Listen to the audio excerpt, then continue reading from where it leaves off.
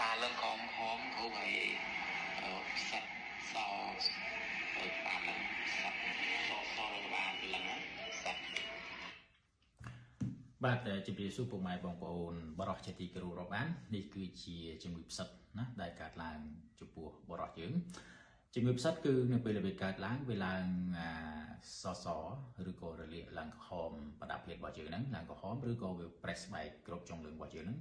ពេលដែលបលត់ទៅក្រោយឬក៏ពេលវាចេញចូលទៅក្រោយទៅវាធ្វើឲ្យប្រេះទៅជាពេលវាមានឈាមអ្នកខ្លះទៅគឺកើតខ្លាំងមែនទែនទៅជាក្រិនបលត់ទៅក្រោយអត់បានទេអញ្ចឹងណាហើយជំងឺផ្សិតនេះ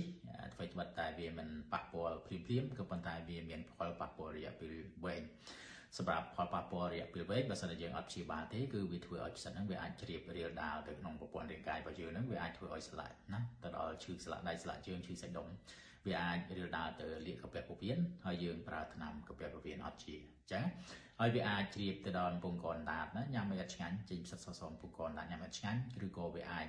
ចេញទៅលើស្បែករបស់យើងហ្នឹងវាធ្វើឲ្យស្បែករបស់យើងស្ពឹកស្បែកអញ្ចឹងវាធ្វើឲ្យស្ពឹកស្បែកឬក៏វាអាចទៅដល់ស្បែកក្បាលរបស់យើងអាចឡើងកេឬក៏វាអាចធ្វើឲ្យក្បាលយើងនឹងក្តៅស្ទីងឬក៏ក្តៅខ្លួនស្ទីងណាហើយលេះថ្លៃអស់កម្លាំងញ៉ាំអីអត់ឆ្ងាញ់ទៅនឹងជាអាការៈនៃជំងឺផ្សិតហើយបើសិនជាវាកើតខ្លាំងមែនទែននៅលើប្រដាប់ភេទរបស់យើងហ្នឹងគឺធ្វើឲ្យប្រដាប់ភេទរបស់យើងហ្នឹងគេហៅថាខ្សោយផ្លូវភេទណាដោយស្វ័យប្រវត្តិដោយសារជំងឺផ្សិតហ្នឹងវាទៅរាំងស្ទះសរសៃឈាមទូចអត់ឲ្យ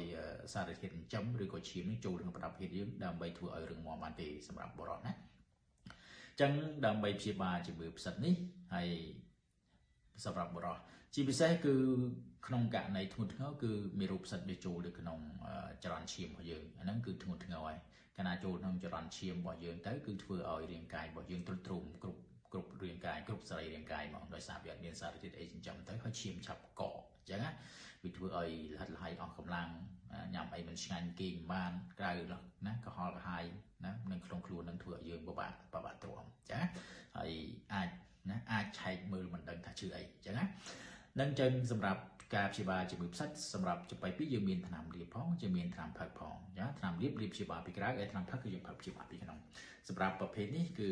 ជាប្រភេទឱសថចំបៃពីព្យាបាលរោគបរិសុទ្ធរោគស្ត្រីហើយ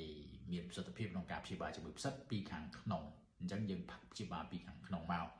ហើយសម្រាប់ដបនេះគឺយើងលាបព្យាបាលពីក្រៅអញ្ចឹងយើងលាបផងយើងព្យាបាលពីខាងក្នុងផងយើងព្យាបាលពីខាងក្រៅផងហើយសម្រាប់ការព្យាបាលជំងឺផ្សិតពេលខ្លះយើងប្រើជាមួយនឹងទឹកអនាម័យធម្មជាតិដើម្បីលាងសម្អាតណានឹងគឺយើងប្រើអញ្ចឹងហើយយើងប្រើថ្នាំទៅតាមសេចក្តីណែនាំនេះទៅប្រើឱសថបុរាណនេះទៅតាមសេចក្តីណែនាំតមទៅតាមសេចក្តីណែនាំហើយនឹងធ្វើអនាម័យតាមសេចក្តីណែនាំពេលដែលជាហើយយើងបន្តការធ្វើអនាម័យឲ្យបានត្រឹមត្រូវទៅគឺជំងឺផ្សិតលែងកើតហើយចំពោះបរិសុទ្ធយើងហ្នឹងអញ្ចឹងបើសិនជាពុកម៉ែបងប្អូនចង់បានព័ត៌មានបន្ថែមពីឱសថចំបៃពីព្យាបាលជំងឺផ្សិតហ្នឹងអាចទម្លាក់លេខទូរស័ព្ទនឹងទីតាំងឬក៏ឆាតក្នុងប្រអប់សារមកដើម្បីទទួលបានការប្រឹក្សាយោបល់បន្ថែមនិងការព្យាបាលជំងឺដោយឱសថបុរាណចំបៃពីសូមអរគុណ